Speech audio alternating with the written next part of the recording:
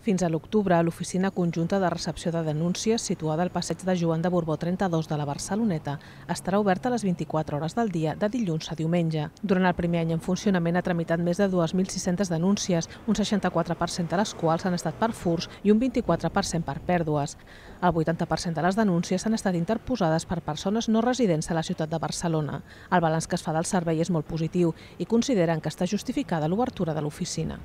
Potser les persones que pateixen una infracció allà a prop de la platja o al barri de la Barceloneta, si no tinguessin aquesta referència directa d'atenció, no posarien aquesta denúncia.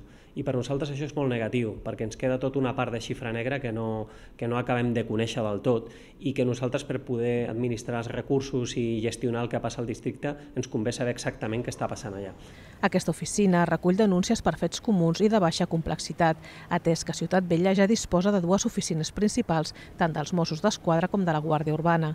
Enguany, a més, a petició dels veïns de la Barceloneta, han obert un nou canal de registre, que des de l'oficina deriva tot tipus de queixes a l'Ajuntament o a la policia, tot i que no siguin denúncies penals. És a dir, que si una persona es vol queixar d'un apartament turístic o bé d'un altre tipus de qüestió que tingui a veure amb la Guàrdia Urbana però no sigui un il·lícit penal, en allà se li donaria un registre, obtindria còpia d'allò que ha comunicat i es faria una derivació fins a aquesta comissaria, de forma que no cal que vinguin aquí. En allà ja queda coberta aquesta necessitat. En els gairebé 700 metres quadrats de l'edifici també hi ha la seu del grup de platges de la Guàrdia Urbana.